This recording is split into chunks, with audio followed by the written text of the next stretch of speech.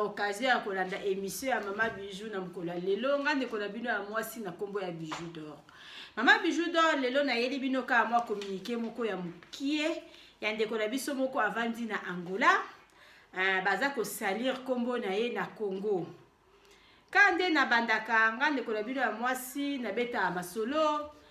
Mama Bijou d'or na tiaka ba information, Mama Bijou d'or alambaka, Mama Bijou d'or asalaka ba publicité na mutu nyonso oyo kokuta na émission na nga pona mbala liboso.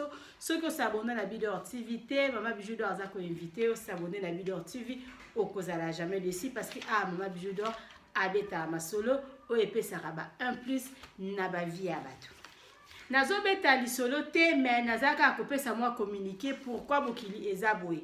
Ndeko na biso ya mobali na kombo ya Jordani Mara avandi na pour le moment na Angola.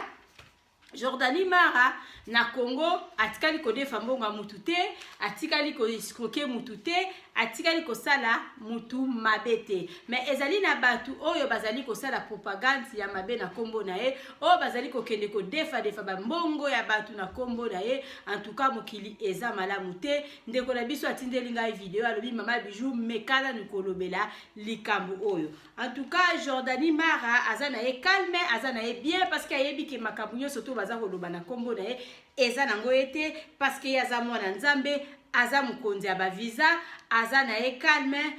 Mama Bijou azotiela bino ye boza koyoka ye sikoyo vraiment mokili eza malamu te na batu nyonso to bazali ko bebisa réputation ya papa na biso na kombo ya Jordani Maria.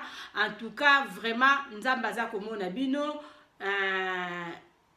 balobaka 99 jours ezali ya muyibi, jour moko ezali ya mutu oyo mukolo likambo. Donc ndenge ezali wana un jour papa la biso Jordani Maria akoyeba banani o baza ko salir kombo na ye, baza ko defa bambongo na kombo na ye. Naza ko tela bino video ya ndeko na biso. En tout cas vraiment mokili eza malamu te na batu nyonso to basala makambo aboye bo mikala nikotika parce que osala mutu mabe na sima mukongo na ye un jour akoyeba yo to mekala niko changer ba comportement et puis to luka misala ya malamu o to sala ke to tika ko bebisa ba kombo ya baninga. Video ya papa la biso yango.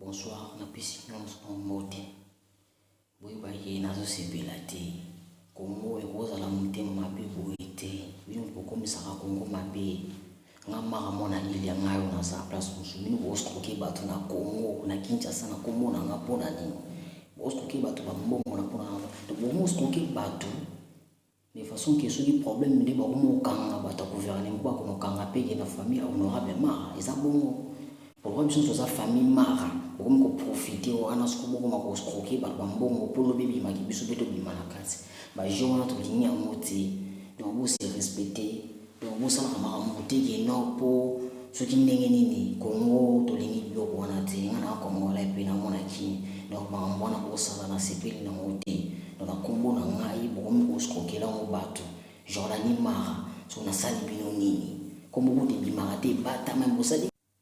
Bonsoir à tout le monde na piscine na mote na toso sepela te to fini famille na ngai baso sepela te bazo ko ba na bandako comme continuer dans ma vocal en amour. Donc pour nous ni comment te coller na tebo na sa congolais. Parce que yo profiter na lokaka wana skoki ba tumbongo na kombo na Jordani Mara mona ile nzamba ya visa yebo kwa Schengen. Donc on skoki ba tumbongo na kombo na pona ni. On teki to sinality.